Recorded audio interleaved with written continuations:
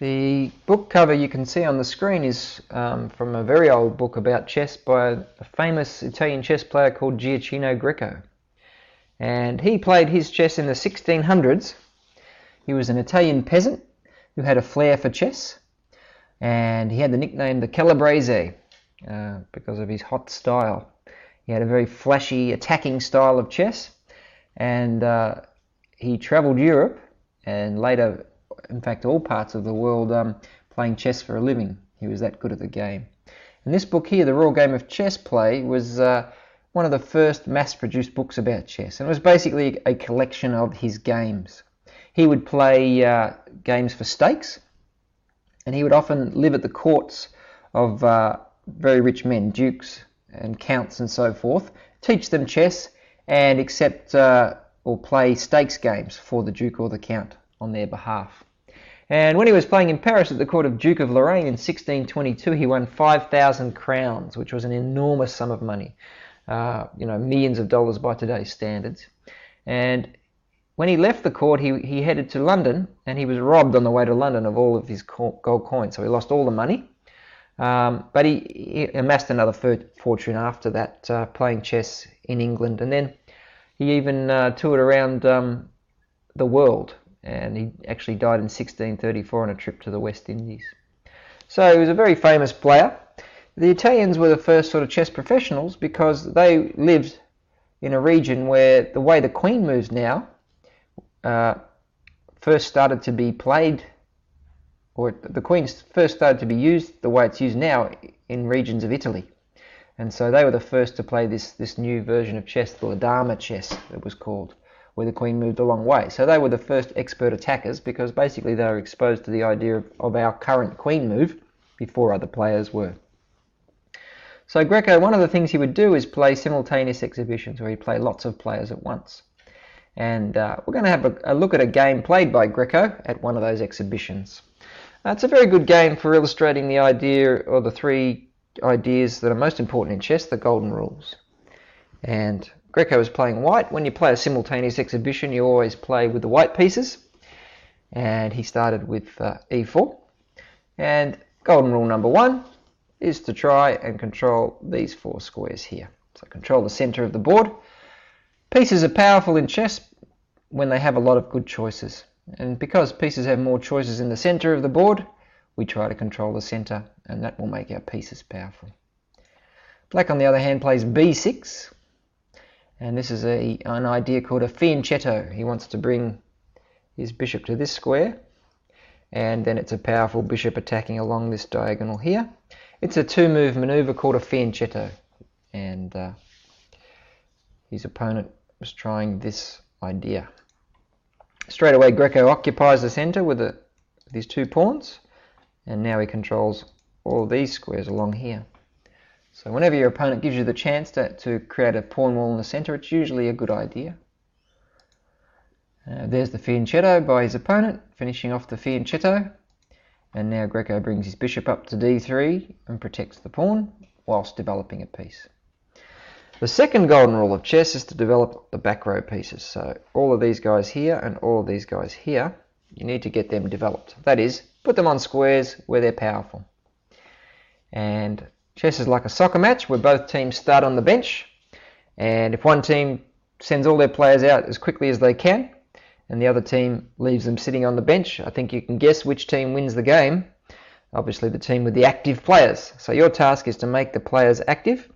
Sign of a good chess player is a player who brings his whole army out and develops them before he starts to attack. And the sign of a weak chess player is a player who makes lots and lots of pawn moves, or moves the same piece again and again and again. Now, f5 by black. This is a risky move. The f pawn and these pawns here form the wall when you castle your king. And the third and most important golden rule of chess is to keep your king safe. If your king is safe, lots of the tactics that can beat you, forks, pins, skewers, can't be played. 80% of all chess tactics involve the king. So if your king is tucked away safely, you're not exposed to anywhere near as many chess tactics as you would be if your king is in the open. And also, the safer your king, the longer it'll take for your opponent to checkmate you, which gives him more chances to make mistakes and more chances for you to make good moves. Now, moving the f-pawn exposes the king to attack, and so it's a weakening move. Black's idea is that he wants to gain material, but the king is far more important than material. If you are ahead in material in chess and your king is safe, then you're winning. But if your king is unsafe, it doesn't really matter how much material you're ahead, you're never completely guaranteed of winning the game because you might get checkmated. So Greco took the pawn, and now we see Black's idea. Black zooms down the board, snaps off a pawn, and he's going to win a rook for a bishop. And so if both kings were safe, he'd be winning the game. But both kings are not safe. One king is a lot less safe than the other. And Greco uses the idea of the deadly diagonal. This diagonal here is now open, and it's called the deadly diagonal. And it's the diagonal that gets used in fool's mate, the two-move checkmate. Those of you that don't know fool's mate, it's a very simple checkmate, which I'll show you at the end of this lesson. But the idea Greco's using is the idea of fool's mate. So Greco uses the check on the open diagonal there, and you'll see that normally there's three ways out of check. Capture the checking piece, can't do that. Move the king to a safe square, well the only square he can move to is still check, so he can't do that. He must block, and he can only do that one way. So there's only one move that Black can play, and that's to block with the pawn. Greco now takes that pawn, and he's threatening a discovered check. So the pawn moves up, it's going to be check again, and he'll be able to play rook take, pawn takes rook, and get a queen. So Black's plan of gaining material down here has backfired. White will be the one that ends up with more material, because he'll gain a queen if Black plays properly. But Black didn't really want to concede that much material. I mean, if he concedes that much material, he's going to lose the game anyway. So he tried this. He tried knight f6, attacking the queen, thinking, okay, now the pawn move can't be played because I'll win the queen. But Greco could see a way through that. In actual fact, he can checkmate in two moves from here. So have a good close look and see if you can work out a way to checkmate in two moves. If you need more time, press pause. Okay, the way White checkmates in two moves, pawn takes, that's a discovered check, the pawn moves and the queen checks.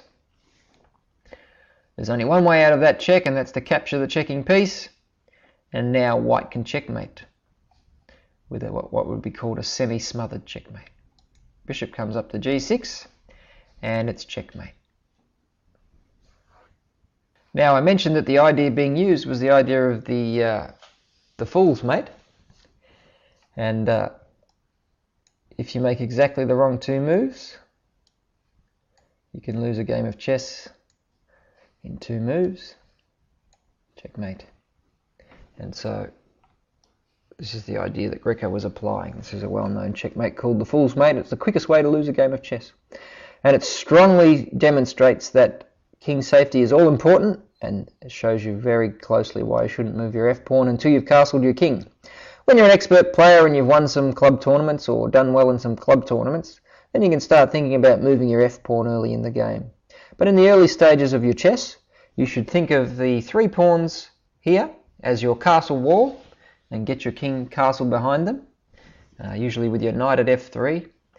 And that's really the best way to develop your chess and give yourself the best chance of getting long, interesting games instead of getting checkmated quickly.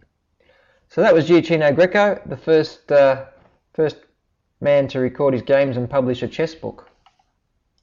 Now, the reason he could record his games was this idea of coordinates on the chessboard.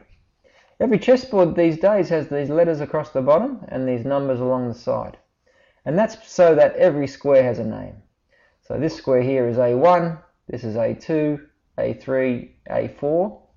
This square here is B1, etc. So this square up here would be F7. This square here would be D4. Do you know the name of this square? What would you say the name of this square was? C7. If you thought C7, then you've got the idea. A lot of people have played the game Battleships, and it's similar to Battleships. Well, basically, there are various ways to record chess games, but they all hinge off this idea of the names of squares. So, if you know the name of each square, a very simple way to record a chess game is to simply record the square the piece was on and the square the piece moved to. So, getting back to our Fool's Mate game, we could record the first move as e2 to e4. So we could write it like that. Move number 1, e2-e4. And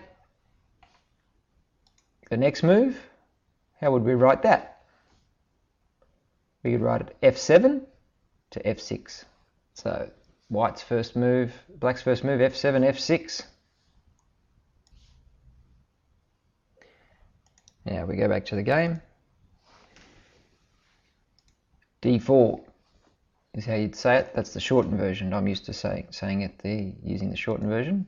But the second move would be d2 to d4. And then black's next move, how would you write that? g7 to g5.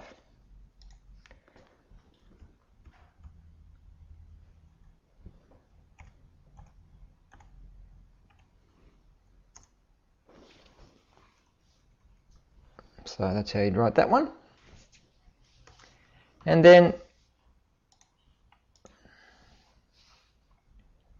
the next move is queen up to h5 checkmate. So you could write that d1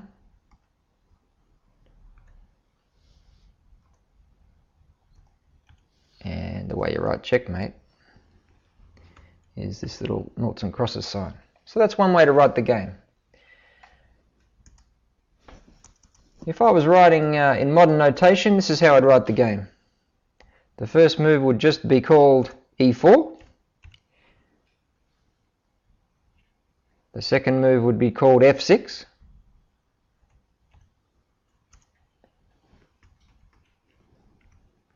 White's second move would be just called d4. And then black's second move would be just called g5.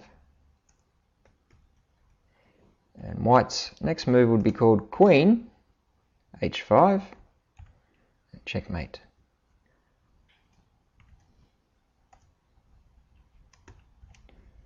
So that's how you'd write it in modern notation. Modern notation uses the idea of the squares, but all it does is if it's a pawn, it doesn't put any symbol. If it's a major piece, it puts a symbol. So if it's a king, it puts a K. Capital K for king. If it's a queen, it puts a Q. If it's a B, it puts a capital B. For a knight, it puts a capital N. And for a rook, it puts a capital R. So rather than saying which square the piece came from, we just name the piece instead. And so we put queen h5 instead of d1 to h5. We put capital Q for queen to h5. But if you're new to writing down chess games, you can use this method of just from which square to which other square. The only other thing that you would do is that when you make a capture, instead of using a dash, like we did between the moves, we use an X. And we use a lowercase x actually. So let's say that the queen was moving to h5 with a capture, then we would have written down that the queen captures h5. Oops, sorry, h5. And so if you open up a chess book and you're not sure about the notation, there's usually a section at the front about how to read the notation, and it's all based around the coordinates of the squares. The square coordinates are written in lowercase, the names of the pieces are written in capitals. So K for king, Q for queen, B for bishop, N for knight, R for rook. And anything else that's in lowercase is describing the squares.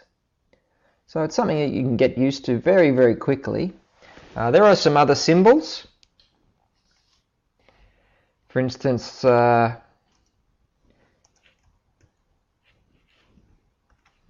castling is written O dash O. That's if you castle on the king side. If you castle on the queen side, it's written O dash O, like this. So they're the way. That's the way you write down castling. If you're writing down check, it's a plus sign. Check. Write check after it. If you do a good move, you put an exclamation point after your move. And a bad move, you put a question mark.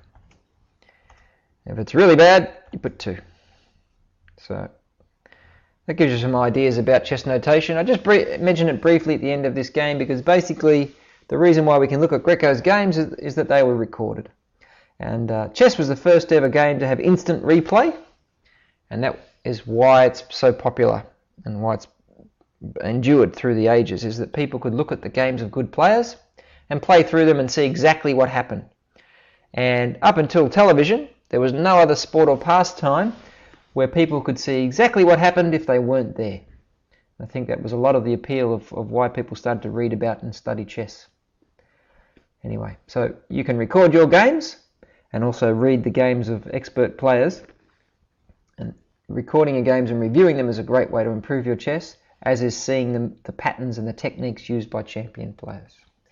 So good luck in your games. There's actually more books about chess than all other pastimes combined, and most of them are collections of games by good players with suggestions on how to improve your play and why the player made the moves he did. So good luck exploring chess books.